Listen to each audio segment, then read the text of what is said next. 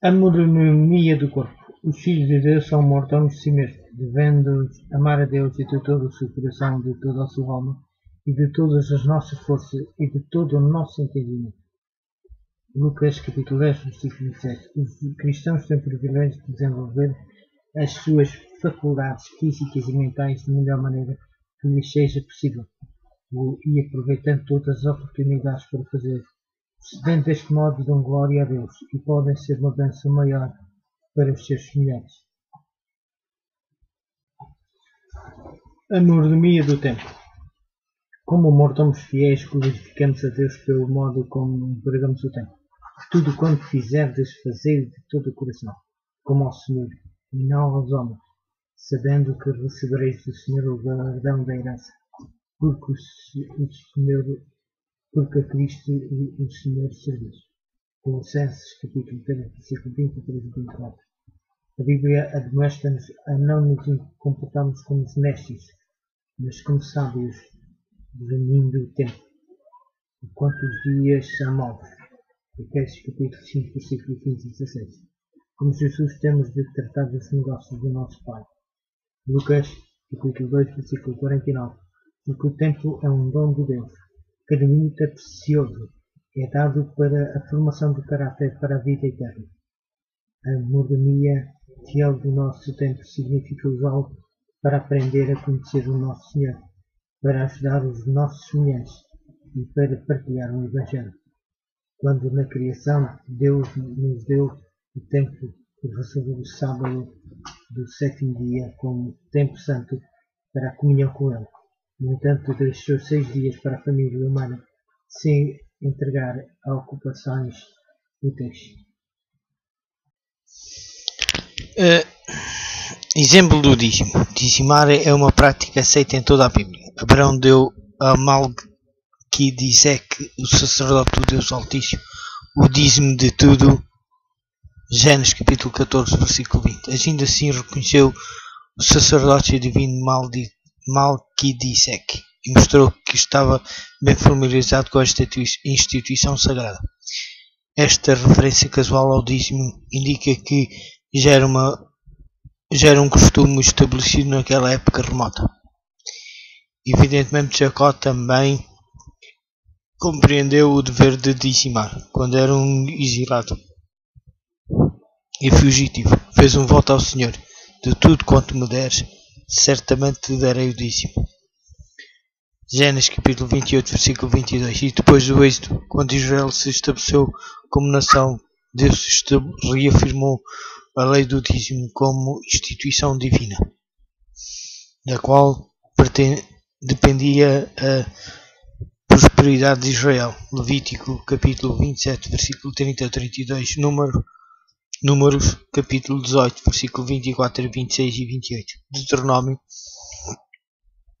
capítulo 12, versículo 6, 11 e 17. Longe de abolir esta instituição, o Novo Testamento assume a sua validade. Jesus aprovou o dízimo e condenou aqueles que violavam o seu espírito. Mateus capítulo 23, versículo 23. Enquanto as leis cerimoniais que regulavam as ofertas sacrificais, que simbolizavam o sacrifício expiatório de Cristo, acabaram na sua morte, o dízimo não. Sendo o pai de todos os crentes, Abraão é para os cristãos o modelo do pagamento do dízimo. Assim como Abraão pagou o dízimo a Melquisedeque, o sacerdote do Deus Altíssimo, também os crentes do Novo Testamento dão o dízimo a Cristo, nosso sumo sacerdote, segundo a ordem de Melquisedeque. Hebreus capítulo 5, versículo 9, Hebreus capítulo 5, versículo 10 e Hebreus capítulo 7, versículo 1 ao 22.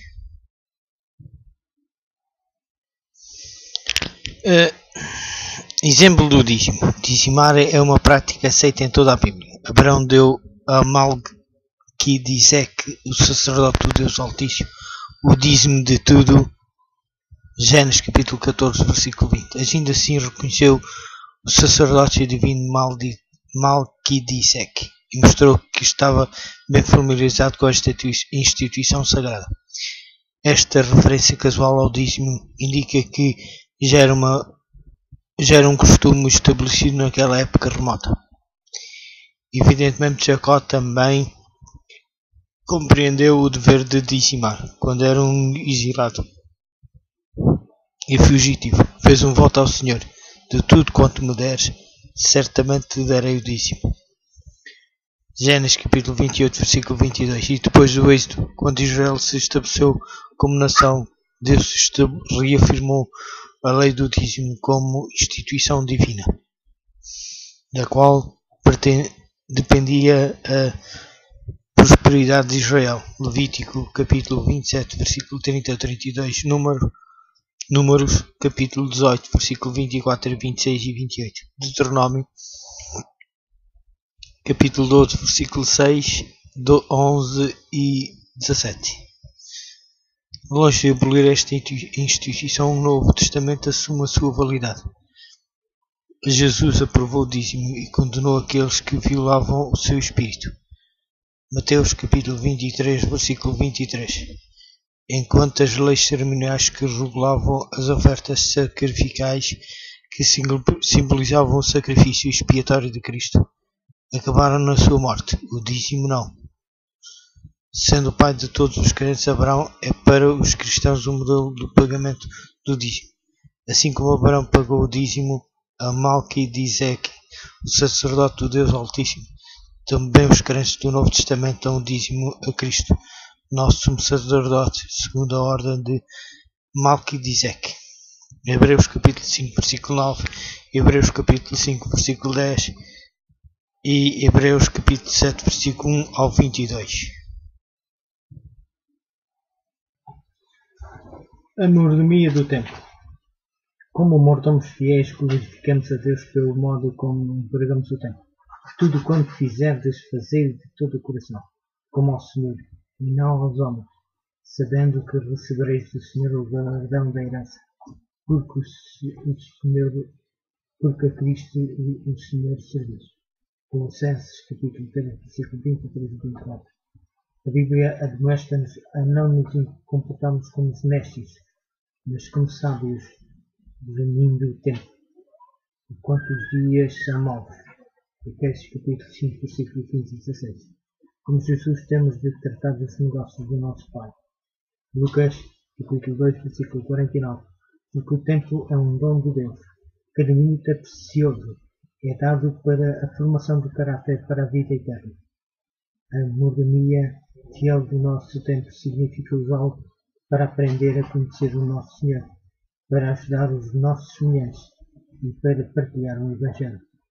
Quando na criação Deus nos deu o tempo e reservou o sábado do sétimo dia como tempo santo para a comunhão com Ele. No entanto, deixou 6 dias para a família humana se entregar a ocupações úteis.